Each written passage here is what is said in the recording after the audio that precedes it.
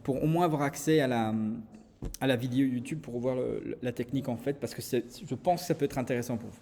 Donc je vais faire un nouveau document.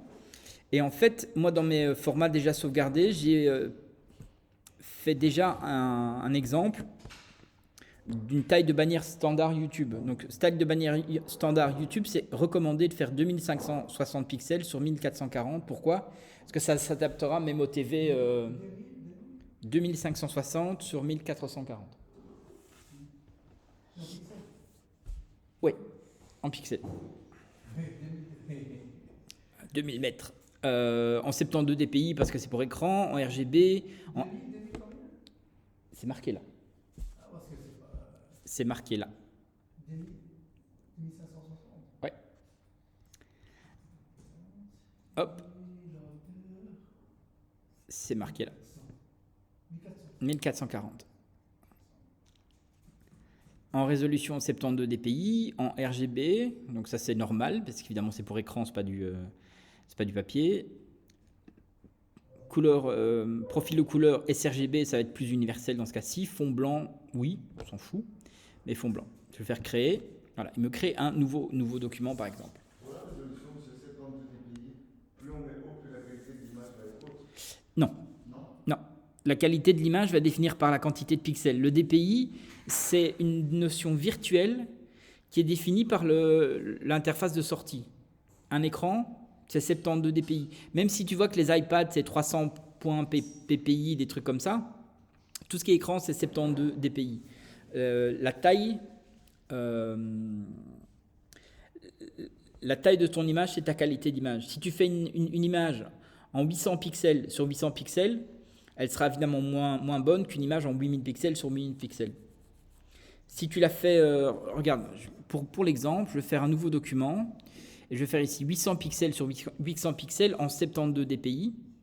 Ok, je crée un nouveau ici et je vais vite taper un. Vous pouvez pas le zoomer un petit peu? Bah, zoomer où ça? Mais zoomer où ça? Bah, non, je sais pas zoomer. Si moi je vois pas mon interface, si je zoome. Ah, voilà. Bah, T'as pas besoin. Ça, hein. Mais donc, regarde, je vais taper ici un bet lorem ipsum, mais on s'en fout, peu importe. Ici, tu vois mon document en 72 dpi, il fait 2 mégas 44. Si je fais un nouveau document en 800 sur 800 pixels en 300 dpi et que je retape le nouveau, bah déjà que tu vois que le texte est déjà plus grand. Et là, il fait 4 mégas 88. En fait, le fait de mettre en 300 dpi, ça va virtuellement augmenter la résolution de sortie. Mais la résolution d'entrée, ton document, la résolution d'entrée, c'est 800 pixels sur 800 pixels. Donc, le DPI est important pour la sortie, pas pour l'entrée. Tu crées ton document en 800 pixels. Si tu l'exportes pour un écran, le mettre en 300 dpi, ça ne va pas le mettre de meilleure qualité, ça va juste ralentir le chargement. Et il y a même certains sites qui vont devoir eux-mêmes recompresser ton image parce que tout ce qui est écran, c'est 72. Tout ce qui est sur impression, en gros, ça veut dire qu'un écran sur 1 pouce, 2 cm et demi plus ou moins, il va afficher 72 pixels. Une imprimante sur 1 pouce imprime normalement l'équivalent de 300 pixels. Donc, si tu crées un document de 800 pixels et que tu l'imprimes, il va imprimer techniquement 2 pouces et demi, plus ou moins. Mais ça équivaut pas pour tous les. Parce que tous les écrans n'ont pas la même résolution en soi. Des écrans 1080p, des écrans 8K, 4K. Ça, c'est la résolution d'affichage, mais c'est indépendant du DPI. Si tu fais, c'est pour ça que tu vois ma bannière, je la fais en 2500 pixels sur 1440. Je ne vais pas faire une bannière 4K en 1440 pour les résolutions. C'est de la 2K, ouais. 2K et demi, un truc comme ça. C'est largement suffisant, même si c'est tiré en 4K, tu n'auras pas de grosse dégradation d'image à ce niveau aussi. Si tu le fais en 300 dpi, tu ne vas pas voir une meilleure qualité d'image. C'est ta quantité de pixels qui est importante dans ce cas-ci. Si tu fais une bannière, je sais pas moi, en 600 pixels sur 300 pixels, sur une télé 4K, elle va être étirée dans tous les sens, ça ne va pas aller. C'est un petit peu plus clair? Ok. Bon, ça, je vais fermer, plus besoin. Done save. Done save. Ok. Donc ici, voilà, ça va être ma bannière un peu YouTube. Mais je vais vous montrer en fait une technique de design qui s'appelle New Design pour faire mes boutons et mes affichages à ce niveau aussi. Et donc, déjà de base, je vais sélectionner ici dans ma palette. Oui, ici, j'ai créé une palette. Enfin, j'ai été chercher une palette, mais en fait, quand je clique sur une couleur, je ne sais pas si vous voyez ma couleur d'avant-plan, va automatiquement être sélectionnée en cliquant sur cette couleur. Donc ça, c'est un des avantages. On peut sauvegarder ce qu'on appelle des palettes de couleurs, des swatchs. Je l'ai fait en allant sur le site Google Color, comme je vous avais montré la fois passée. Là. Je ne sais plus où c'était, mais... Voilà, ici, Google Color, où vous pouvez taper votre eau chromatique. J'ai d'abord cherché un vert qui me plaisait bien. Je l'ai tapé en référence ici. Et du coup, il m'a proposé des palettes que j'ai enregistrées. Et elles sont arrivées automatiquement. Donc ça, c'est la palette que j'aimais plus ou moins bien, que j'ai enregistrée. Elle est arrivée automatiquement dans ma librairie Adobe que j'ai créée. J'ai fait identité YouTube, voilà. Et donc, je vais par exemple sélectionner ce vert clair ici. Je vais faire majuscule retour arrière. Hop, couleur d'avant-plan. Ok, donc là, on va dire que ma bannière va être verte. J'aime bien le vert, c'est mon choix. Vous pouvez faire les couleurs que vous voulez. Mais pour l'effet que je vais vous montrer, je vous suggère de créer automatiquement une couleur un peu définie. Par exemple, si on veut faire plus simple, on va prendre une couleur, mais on va prendre quelque chose d'un petit peu, par exemple, pas du blanc, jamais du blanc dans ce cas-ci, vous allez comprendre. On va prendre un bleu légèrement froid, comme ça, très clair. Ok. Donc ça, on pourrait presque dire que c'est du blanc, mais c'est un blanc avec une légère teinte, on va dire. Donc je vais d'abord faire l'effet sur ce fond qui est très clair, je ne sais pas si sur la télé c'est différent, mais chez moi c'est presque blanc, on va dire.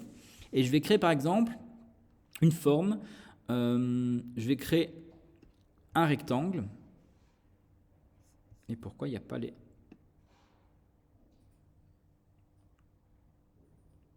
Ok, il n'y a plus les... C'est pas grave. Je vais créer un rectangle ici. Tel quel, mais je ne vais pas le remplir de vert évidemment. Je vais le remplir de la même couleur que mon fond. Donc je vais prendre... Attendez, propriété. Pourquoi est-ce qu'il me met ça déjà ? Commande Z. Je vais cliquer avec la touche Option sur ma couleur de fond. Du coup, ma couleur d'avant-plan représente effectivement bien ça. Je vais créer, en fait, normalement... Non, Igor. Oui, ici, dans les options, il devrait y avoir la possibilité aussi de mettre... Mais c'est bizarre, il n'y a plus, c'est dingue. Avant, il y avait la possibilité de faire des formes avec des coins... enfin, des rectangles avec des coins incurvés, mais...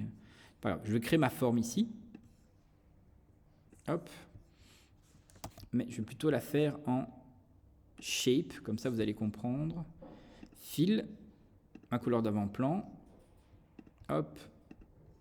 Pas de contour. Et si je vais quand même mettre un contour, je vais mettre un contour de blanc. De peu importe, 3 pixels, peu importe. Comme ça vous allez voir quand même quelque chose.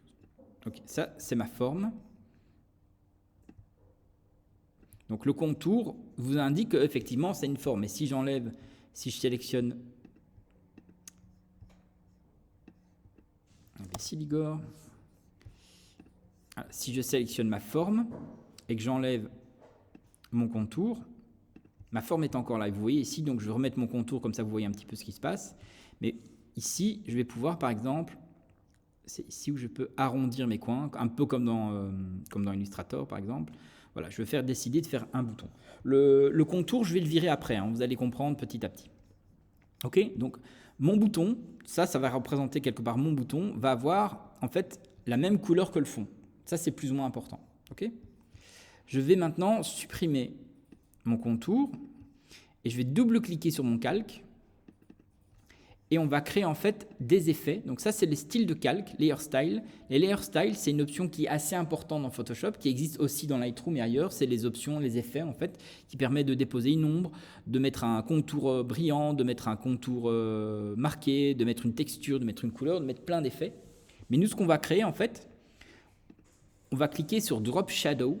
Et de base, ça, c'est les fonctions, ça, c'est les options qui sont standardisées. Ici, Drop Shadow. Donc, en général, c'est noir en multiply avec un angle de 90. Donc, ça, c'est les options un petit peu standard. On va le mettre, par exemple, ici. On va mettre à 135 degrés. La distance. Oui, c'est à quelle distance on va le mettre? On va le mettre, je ne sais pas moi, à 40. On va le mettre un peu plus. On va aller à 60. Ça, c'est pour faire des ombres portées. Mais vous allez voir ce qu'on va faire. Parce qu'on ne va pas juste faire une ombre portée. On va faire justement un new design, du soft design, pour faire quelque chose d'intégré, de très doux, de très délicat. Ça va paraître peut-être un peu bizarre, mais vous allez voir. La taille, en fait, c'est l'espèce de flou. Et là, je vais aller à 40, par exemple. Le spread, c'est à quel point il va être net ou pas. Mais ça, on va laisser à 0. L'opacité, je vais laisser à 35. Mais je vais juste... Donc là, pour le moment, le blending mode, je vais laisser tel quel. Mais ici... La couleur, je ne veux pas prendre du noir, je vais prendre ma couleur d'avant-plan, mais je vais l'assombrir un petit peu. Légèrement, pour faire une ombre qui a la même teinte, la même couleur. Ok ? Plus ou moins cette option aussi. Là, j'ai ma première ombre un petit peu portée dans ce sens-là. Ok ? Je vais maintenant créer une autre ombre portée, une deuxième.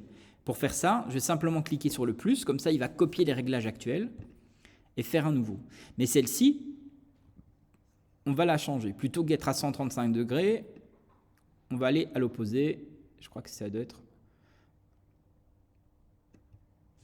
On va faire moins 45, c'est plus juste. Mais il faut juste impérativement décocher. Vous voyez ici, mes deux ombres ont bougé. Décocher Use Global Light. Comme ça, chaque ombre portée peut avoir une ombre différente. Et ici, je vais remettre moins 45. Moins 45. OK. Use Global Light. Non. Celle-ci. 135. Comme ça, elles sont indépendantes. J'en ai une qui va vers le bas.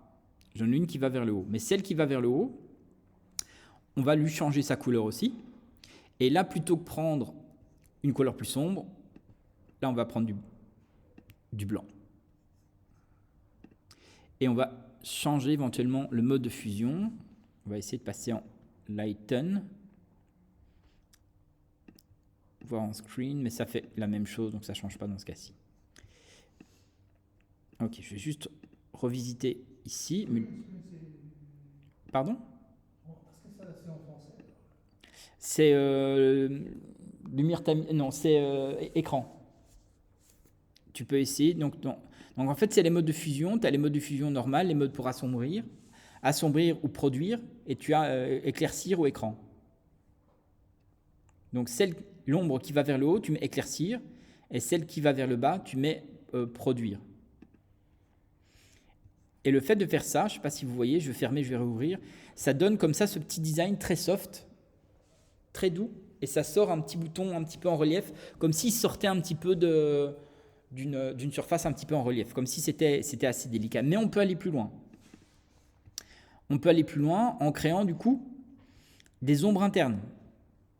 Je vais cliquer sur Inner Shadow. Et ici, vous voyez, quand je mets distance, on va juste le mettre ici. Vous voyez la distance? Par exemple, comme ça. On va du coup créer une ombre un petit peu interne. On va augmenter ça un petit peu, ce système-ci. Incurvé, oui, mais en fait, c'est ça qui va être génial. Tu vas pouvoir choisir, en fait. Tu vois, ici, par exemple, on va reprendre cette couleur-ci. Mais tu peux un petit peu, de nouveau, te baser sur la couleur de fond, mais l'assombrir un petit peu. Ok, ces réglages-là suffisent. Tu peux tester d'autres éventuellement, mais je trouve que le multiply donnait bien ici, par exemple. Et on va créer maintenant encore une deuxième, ombre inner shadow, mais qu'on va mettre du coup à moins 45. L'autre était bien. Ah ouais, de nouveau décocher les global light. Moins 45. Celle-ci décocher. Toujours décocher le global light. 135. Un multiply. Du coup, ça donne un petit côté un peu rond ici, mais là, du coup, il est incurvé, là, il est rond, et ça donne ce petit côté bouton un petit peu très, très doux à ce niveau-ci. C'est juste une question de douceur quelque part dans le... Alors là, on a, dans les deux cas, la même couleur. Tu peux, par exemple, ici même, augmenter l'opacité si tu veux que ça soit un petit peu plus incurvé. Et tu peux... Non, c'était bien comme avant. Et lui, voilà. Lui, on va le mettre un truc plus blanc, par exemple. Et là, ça peut donner... Celui-ci est un peu trop fort, trop intense à mon goût. Donc, on peut diminuer son intensité, par exemple, pour l'adoucir. Et ce qui est génial avec ce type d'approche-là, voilà, on a créé un bouton qui est assez doux, presque assez naturel, comme ça. Comme c'est des effets sur un calque, tu vois, tu peux les masquer. Tu vois, là, on a l'ombre. Celle-ci fait plus grand-chose. Je vais quand même double-cliquer. Multiply. Lighten, voilà. Tu vois, là, elle adoucit un petit peu. Il faut juste trouver les bons modes de fusion. Donc, on a tous les effets. Et du coup, tu peux les masquer, jouer avec seulement les effets que tu veux, par exemple, pour avoir quelque chose de très... avec des bords très tranchés, par exemple, ou avec des bords un peu plus arrondis. Tout ça avec des simples effets visuels, en fait. Et ce qui est l'avantage de ce système-ci, on a fait, en fait, tous ces réglages-là. Tu as une espèce de petite preview qui apparaît ici, qui paraît un peu bizarre. Mais du coup, ça, tu peux sauvegarder. Et tu peux dire, hop, New Style, on va l'appeler New Design. On peut le garder pour tout le temps, en fait. Voilà. Pour en faire un bouton qu'on veut réutiliser. Pour le même site, c'est dans ta bibliothèque même, tu peux même le sauvegarder. Tu vois ici, je coche ajouter à ma librairie actuelle. Hop, tu fais OK. Tu fais OK. Et du coup, ici, tu vois mon petit bouton, je peux le modifier, le balader là. Je peux décider de faire, je sais pas moi, une ellipse en shape ici. Hop. Je n'ai qu'à double-cliquer dessus, voire même mieux, prendre mon New Design, cliquer. Il a intégré. Oui, je fais une vidéo. Il n'y a pas ma tronche, mais il y a le... Et du coup, tu vois tout ça, c'est des éléments qui sont très vite intégrables. Et ton design, là, ça fait un design un peu futuriste. Si je veux faire une interface un peu sobre, un peu futuriste, un petit peu slick, ça marche bien à ce niveau-ci. C'était une tendance graphique actuelle il y a quelques années. Après, tu vois, si l'ombre portée ici, tu le trouves qu'elle est un petit peu trop forte, trop marquée, tu peux l'adoucir en diminuant la distance, par exemple. J'ai une question. Il sert à quoi le vert qu'on a mis en premier plan alors? Il sert parce que là, je voulais montrer sur quelque chose de doux, mais je veux le refaire sur du vert. Parce qu'on peut le faire aussi sur des couleurs saturées. Ce n'est pas forcément des tons doux, en fait. Le secret, c'est d'avoir justement des ombres, une ombre un peu plus sombre, une ombre un peu plus claire, mais que ton bouton est la même couleur que le fond. Donc du coup, ici, ces deux-là, je les groupe. Et là, je vais le mettre dedans aussi. Le problème, évidemment, c'est quand on les groupe, il faut bien les mettre au bon endroit. Hop. Et je peux même, du coup, le convertir en objet dynamique, le masquer. Là, j'ai mon fond vert, par exemple. Donc celle-ci, c'était un exemple, j'en ai plus besoin. Je vais refaire la même chose avec mon fond vert. Ok. Je vais créer un rectangle, une shape, avec la couleur d'avant-plan. Je reprends le même vert, c'est important. Et je vais créer ici voilà, cette petite forme-là. Il n'a pas gardé la couleur d'avant-plan, c'est pas grave. On va l'appliquer ici. On va enlever le contour. On n'en a pas besoin. Et du coup, on peut aussi même se baser, même s'il n'est pas exactement le même, tu peux te baser sur le style, ici, et changer un petit peu les couleurs des ombres, exactement. Donc là, tu vois, je double-clique ici, j'ai ma première ombre ici, qui techniquement doit être ce vert-là, mais du coup ce vert un peu plus sombre. OK. Je vais prendre ici les ombres blanches, tu peux les garder blanches, mais c'est bien de les avoir un petit peu plus... un petit peu vert aussi. Quand c'est les couleurs plus saturées, c'est bien de les avoir un peu saturées quand même aussi, pour que ça soit doux. Bonjour. Ça va bien? Et les ombres internes, ici pareil, on va cliquer, hop, et on va aussi prendre un truc un petit peu plus sombre. On va faire OK. Et ici, pareil, on va prendre le vert en référence, mais on va faire un vert un petit peu plus classe. Et de nouveau, ici, propriété.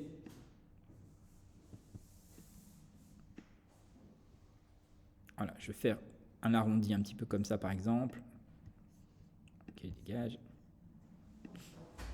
Voilà, là, j'ai fait mon bouton aussi qui est de nouveau très libre, très souple. Enfin, on peut faire tout ce qu'on veut. Si jamais les bords te paraissent trop tranchés, de nouveau, tu peux vraiment jouer simplement avec ces effets-là pour avoir quelque chose, voilà, qu'un bouton un petit peu... moi, j'aime bien les trucs même encore un petit peu plus sobres comme ça. Et si on veut que ça soit de nouveau encore plus doux, là aussi, tu peux diminuer l'opacité de tes deux ombres pour faire quelque chose de même encore vraiment hyper subtil, quoi. Ça, c'est du New Design. Donc, par exemple, ça va être mon bouton, à ce niveau aussi. C'est un calque. C'est important de garder tout ça organisé en calque. Et je vais l'appeler bouton. Simple, easy, hein. Trop fort, Igor. Je vais rajouter un petit texte ici. Alors, c'est marrant, vous voyez, ça survole, ça change de principe. Ce qui veut dire que ici, je vais pouvoir intégrer du texte dans ma forme. Donc ça, c'est pas mal. J'ai ma typo qui est déjà sélectionnée, qui s'appelle Pop-in Bold, par exemple. Et avec... regardez. Mister I. Je vais juste passer en 72 des pays. Mon texte est là. Et de nouveau, vous voyez ici, j'ai créé un effet pour ce style de calque. Je peux faire un clic droit. Je peux faire copier le style de calque. Je peux faire un clic droit sur mon calque de texte. Et je peux normalement coller le style de calque. Mais ici, évidemment, ça ne marche pas forcément dans tous les cas de figure. Donc, je fais un commande Z.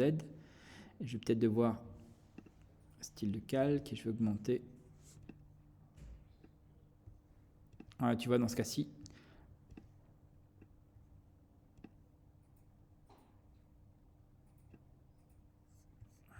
c'est trop... Parce que c'est la même couleur, on voit pas. Ouais, c'est beaucoup trop...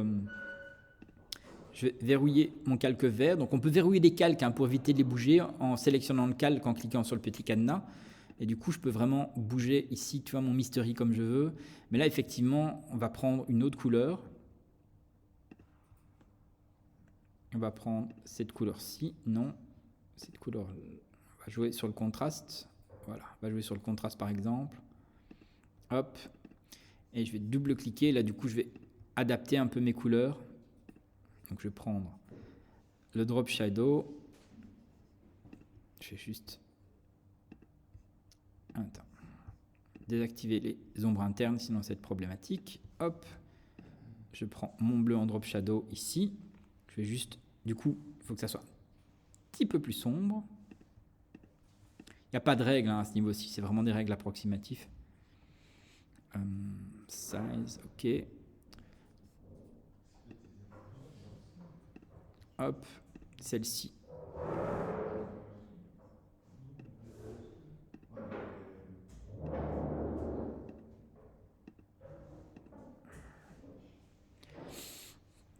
Ok, celle-ci, je vais juste par exemple rapprocher la distance que je trouve un petit peu loin.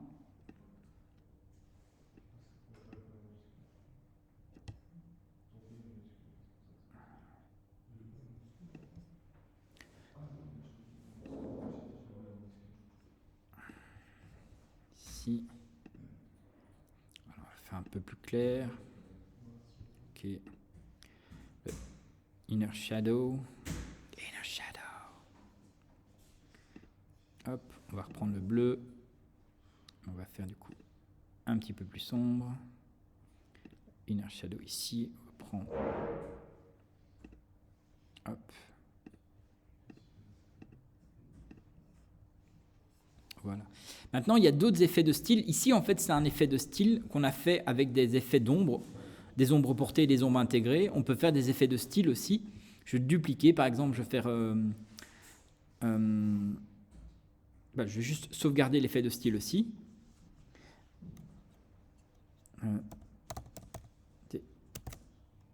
Design mauve, par exemple. Comme ça, je sais que c'est New Design mauve. Je vais faire OK. Je vais dupliquer mon calque. Et je vais juste le réouvrir. Et en fait, effacer...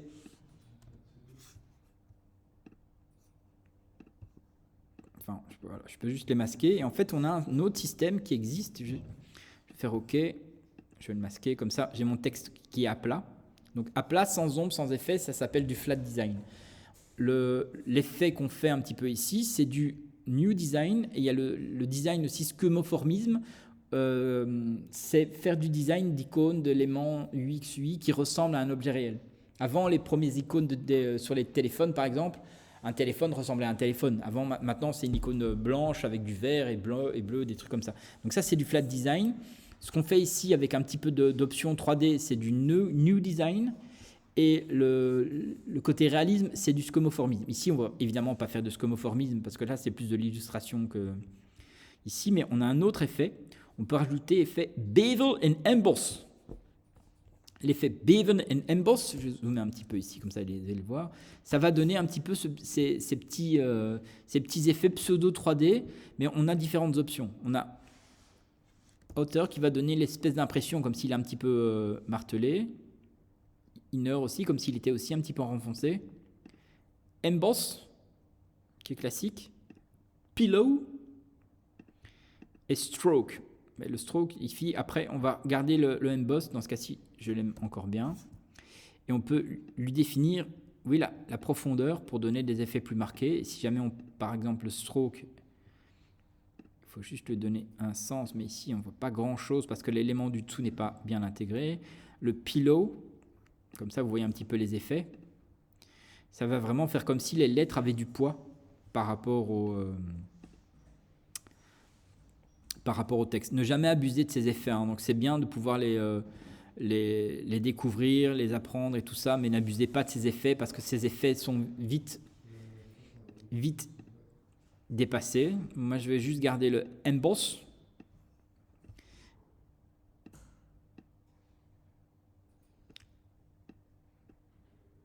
Léger adouci.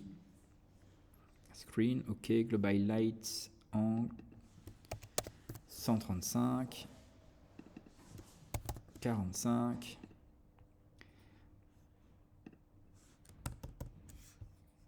ok. Par exemple, après c'est une question de goût, des choix de design, hein, c'est pas forcément hyper beau non plus, mais au moins c'est visible et il y a un contraste. Donc, par exemple, ça. Maintenant, si la couleur ici ne me plaît pas,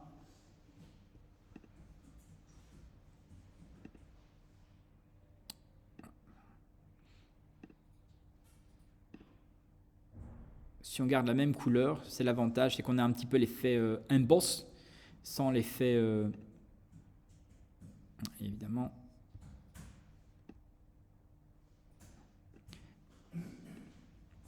Hop, et on a fait de la 3D. Pourquoi la fonction 3D ne marche plus?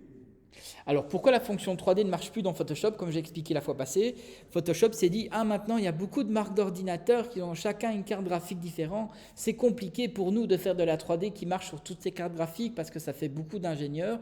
Donc, on va l'arrêter. Mais par contre, si jamais vous voulez, on vend une nouvelle suite de programmes qui fait de la 3D. Et là, ça marche avec tout, il n'y a pas de problème. Donc, c'est juste des gros fils de pute. Oui. Et la suite, mais pas dans Photoshop. Tu vois, ils ont une suite. C'est ici. Application, tu vois, ils ont un site 3D et AR. Il y a les trucs qui s'appellent Substance. Tu peux les tester pendant. Voilà. Mais ça, attention, si tu fais acheter, c'est la suite. Le programme, c'est 20 € par mois. Hein. Le programme, quoi, tu vois. Donc, si tu veux acheter les 3, ça te coûte 60 balles par mois. Parce que tu en as 3. Enfin, maintenant, c'est bizarre, il n'y en a plus que 2, mais. Il y en avait 3 avant. Ok, si déjà eux-mêmes ils en enlèvent, enfin bref. Donc c'est juste du. Enfin, si tu en as l'usage, hein, c'est bien, mais. Et quand tu bosses en société ou à plusieurs, ça va, mais. Enfin, moi je ne veux pas commencer à payer ça pour. Faut pas déconner, quoi. Et puis c'est loin d'être mon cœur de taf, quoi. Bref. Donc ici, par exemple, là, le fait d'intégrer tout simplement 2 calques de texte. Même avec un petit effet 3D, tu peux faire une espèce de faux effet 3D comme ça, très facilement en décalant un petit peu tout ça. Donc par exemple, admettons que ça me plaît. Admettons, je vais juste resélectionner mon bouton. Tac, commande T. Je vais appuyer sur la touche Option et je vais le réduire, comme ça il se réduit des 2 côtés. Et quand je fais majuscule en même temps, ok, mais on va le...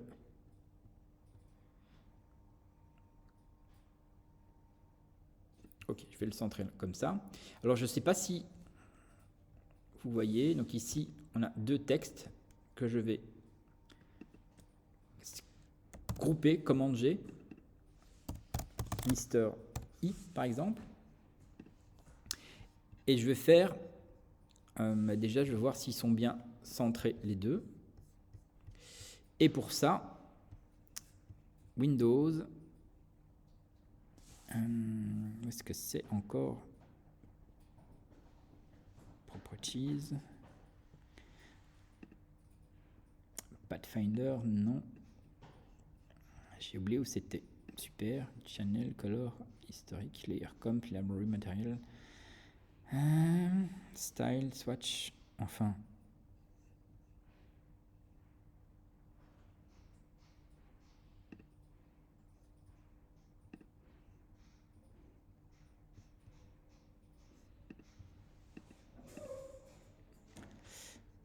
C'est quoi ce bordel?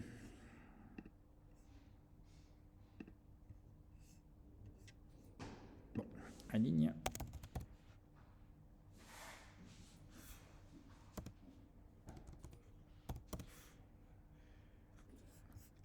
Je ne trouve plus ma... Enfin, je suis débile ou quoi? Je ne trouve plus ma fenêtre pour aligner. Adjustment? Non. Caractère, style, colonne source, color, comment.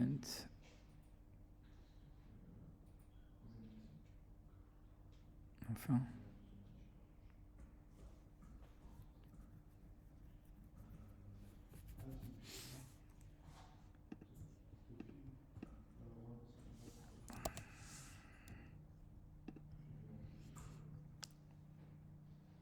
Mais je suis complètement débile ou je suis complètement débile? Ou je suis débile? Ok, bah écoutez, je suis débile.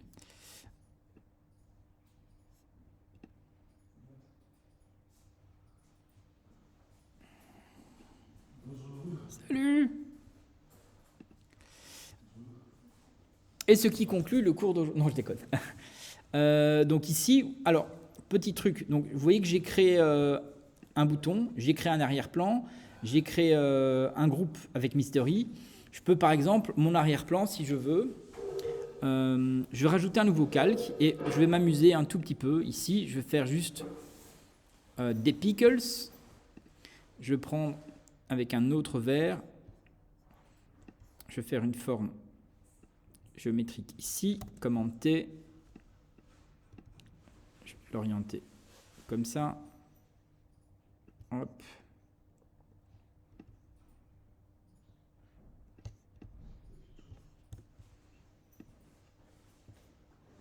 Je vais le mettre ici.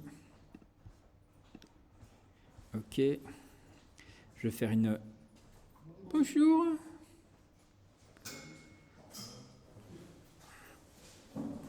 Je vais faire une autre petite forme géométrique, peu importe. Comme ça, par exemple. On s'en fout. Ok. Je vais là aussi grouper les deux. Commande G.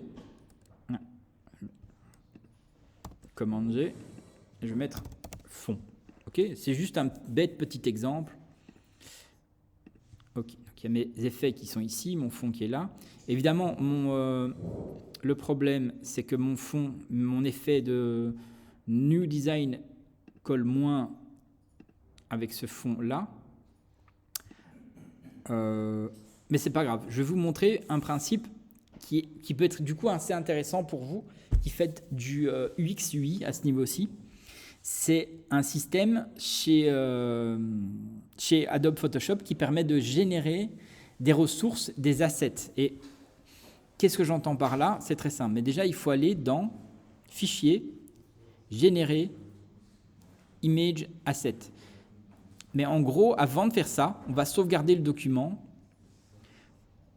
quelque part. Je vais le sauvegarder sur le bureau et je vais l'appeler bannière YouTube. On va faire OK. C'est enregistré sur le bureau. Je vais faire Fichier, Générer, Image, Asset. Vous allez dire, il ne se passe rien. C'est normal qu'il ne se passe rien parce qu'en fait, à partir de maintenant, et là, ça va vous aider quand vous allez faire du design UX UI, vous allez pouvoir nommer vos calques, et c'est un truc de dingue. Vous allez pouvoir nommer vos calques et dire, je double-clique sur mon calque ici, et je mets point PNG, Enter. Mystery, le texte, je mets point JPEG, Enter. Le fond ici, non. Je vais renommer le dossier. Je vais mettre point PNG aussi, peu importe. Si jamais vous avez de la transparence ou des effets dégradés, mettez toujours du PNG. Si jamais c'est du truc où il n'y a pas d'effet, bah vous pouvez mettre JPEG, il n'y a pas de problème. Donc ici, par exemple, j'ai nommé mes calques en PNG, en JPEG. On peut mettre d'autres formats fichiers. Et là, en fait, ce que ça fait, le fait d'avoir généré des ressources, des assets, regardez, je vais retourner sur le bureau. Donc, j'ai mon PSD qui est sauvegardé là. Bannière YouTube, donc ça, c'est mon PSD, peu importe. Et il a automatiquement créé un dossier, bannière YouTube Asset. Si je clique dessus, ben le fait, j'ai rien dû sauvegarder, il a fait tout seul. Hein. Le fait de nommer Mr. I en JPEG, il m'a créé un JPEG avec cet élément-ci. Le fond, un PNG, il est là. Le bouton, avec un PNG, il est là. Et j'ai encore mon effet de transparence. Si je retourne en Photoshop, par exemple, et que je prends ici Mystery, je double le calque, mais je ne l'appelle pas JPEG, je l'appelle PNG, Enter. Je retourne dans mon dossier. Ben, il a fait un PNG, et du coup, on a la transparence. En fait, ça va vous permettre de générer des ressources, des éléments, des boutons, avec des données que vous pouvez préciser. Mais ça va même encore plus loin que ça. Regardez le Mr. I, ici, ou celui-ci en JPEG, par exemple. Vous voulez que la qualité d'image soit plus petite. Ben, vous faites 50%, et donc du coup, il va comprimer votre JPEG à 50%. Vous faites Enter, c'est bon. Le Mr. I, par exemple, ici, on peut lui donner une taille. Je vais lui demander par exemple d'être en, je sais pas moi, 200 pixels sur 100 pixels.px, espace, Enter. Et si je retourne dans mon dossier, il a ressauvegardé, je ne sais plus lesquels c'était. Ben, Mon mystery en JPEG, il a sauvegardé avec une compression plus forte. Vous voyez ici, le PNG, c'est ça que je voulais. Il a sauvegardé avec une compression plus forte. Et le bouton, ici, il a modifié la taille. Donc, on peut lui indiquer des tailles. Ici, mon mystery est en 200 pixels sur 100 pixels. On va vérifier directement. Je vous donne un aperçu. Commande I, 200 sur 100 pixels. Donc, en fait, le fait de renommer vos calques avec les tailles que vous désirez, ça va générer des ressources automatiques. Il ne faudra pas commencer à se casser le cul en disant « Ah, je veux sauvegarder ça à tel format, je veux sauvegarder ça ». Vous les nommez directement dans vos calques. Vous pouvez nommer même avant de cliquer ici « Générer asset ». Il va automatiquement créer un dossier avec toutes les ressources dedans. Donc, c'est un truc qui a un potentiel de dingue. Parce qu'imaginez, voilà, si on va plus loin, je continue ici à créer… voilà, je vais créer un nouveau calque au-dessus. Je veux créer un bouton ici, peu importe. Hop, je vais créer un bouton ici, peu importe. Hop, je vais créer un bouton ici, peu importe. Et un ici. OK. On va mettre ici, texte, home, propriété. On va le mettre en 60. Non, Igor.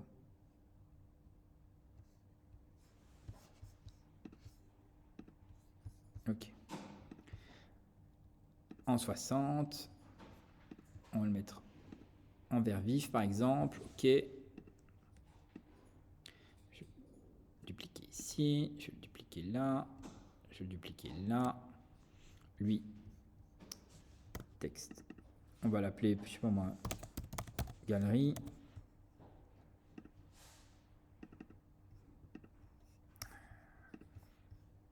Texte. Contact. Oh, je vais y arriver, hein. Contact, par exemple. Menu, enfin, home, menu, c'est un peu pareil. Après, on peut faire hamburger, mais voilà, c'est juste pour vous montrer le principe. On va l'appeler, je sais pas moi, vidéo ou lien, peu importe. Rien n'est aligné et tout ça, mais on s'en fout. Vous voyez ici, du coup, tous mes boutons. Alors,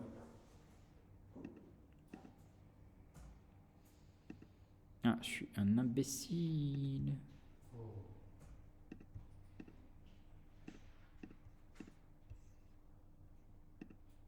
Ok, c'est normal. Je vais maintenant vous montrer autre chose. Là, je vous ai montré Asset, par exemple, et je vais vous montrer autre chose qui peut être très utile pour vous. C'est l'outil Slice. Et l'outil Slice, c'est possible qu'il ne soit pas visible, mais on a ici, c'est un espèce de cutter, Slice Tool et Slice Select Tool. Et à quoi ça sert cet outil-là? C'est vraiment génial, vous allez voir. Ça va en fait permettre de découper votre création en portions et de générer du code HTML. Pour vous, c'est tout bonheur, quoi. Eh, merci, vous aussi. Donc, en gros, qu'est-ce que tu peux faire? Tu peux faire de manière simple. Tu peux dire, tiens, là, à là, hop, on a fait ici un découpage, c'est le découpage 1. Tu peux le renommer. Tu peux l'appeler, par exemple, name, bannière YouTube, on va l'appeler non. OK. Tu peux même déjà lui mettre un URL si tu veux que ça soit un bouton, un truc comme ça. Tu peux même mettre des messages.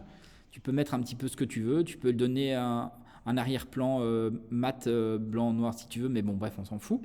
On va appeler ça, par exemple, pour le moment, voilà. Là, il y a une slice. Je vais, par exemple, en créer une deuxième ici. On va l'appeler, pour le moment, il n'y a rien dedans. Je double-clique dessus. Je vais l'appeler menu. Parce que là, par exemple, on pourrait mettre du texte. Mais du coup, si tu veux mettre du texte, il faut dire que ce n'est pas une image. Et on va mettre texte, par exemple. On va faire OK. Et on va juste intégrer, par exemple, juste ici, lorem ipsum. Comme ça, on sait qu'il y a du texte là. Et en fait, peu importe qu'il y ait des calques et des sous-calques. Hein, lui, il s'en fout qu'il y ait 42 calques. Il va générer de ça. Ça va être un bouton, un menu, un truc comme ça. Et alors, regardez ici. Autre chose, attendez, mon outil slice, il a redisparu. Voilà, il est là. Je veux faire une slice de toute cette section-ci. Mais là, je vais appuyer sur la touche. Merde. Control. Voilà. Edit Slice Option. Non, c'est pas là, bordel de merde. Où est-ce que c'est? Attendez, je vais le retrouver. Bonjour. Ah, voilà. Il n'y a pas de stress. On a ici l'option Divide Slice. Parce que du coup, si jamais tu veux automatiquement découper ta découpe, regarde ici, on va dire qu'il y a un bouton, 2 boutons, 3 boutons, 4 boutons. Donc là, tu fais Divide Slice et tu choisis de diviser horizontalement ou verticalement. Là, ça va être verticalement. Et tu veux le diviser en 4. Il va automatiquement te créer sur ta portion 4 slices. Et là, du coup, tu vas pouvoir, mais avec l'autre outil de découpe, Slice Select Tool, tu vas pouvoir sélectionner ici. Et pourquoi il ne le fait pas? Voilà. Tu vas pouvoir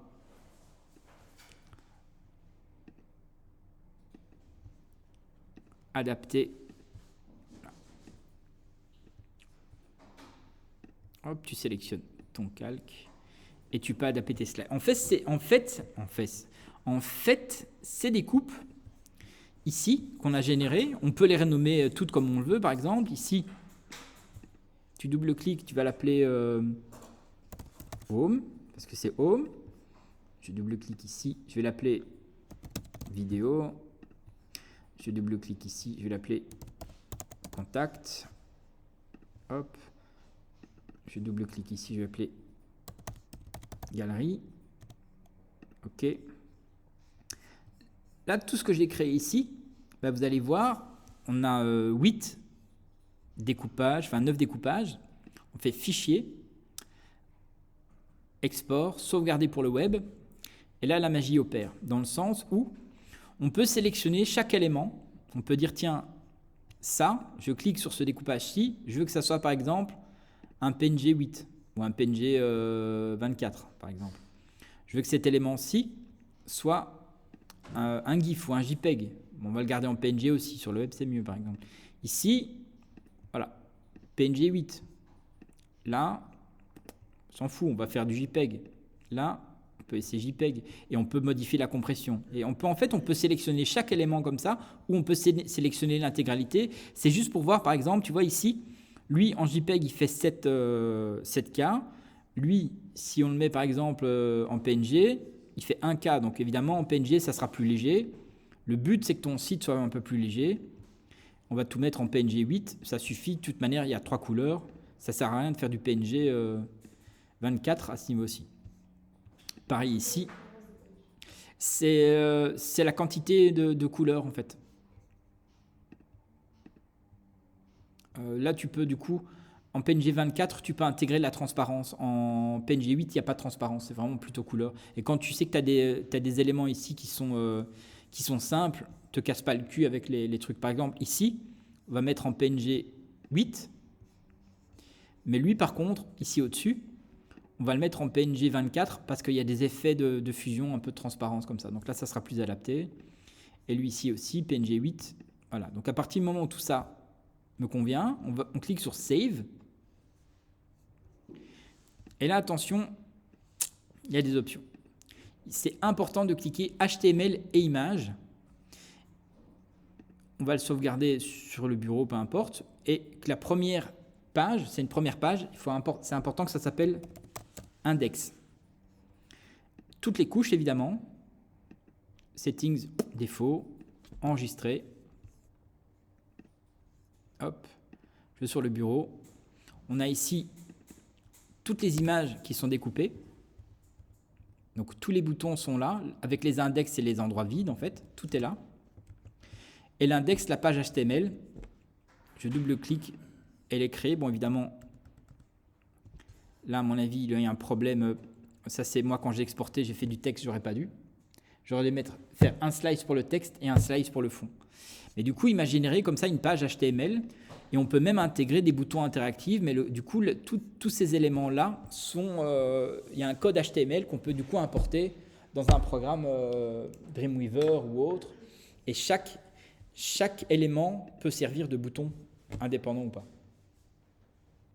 Bouillakacha. J'ai des d'afalgan pour tout le monde, il n'y a pas de stress. Comme vous dites.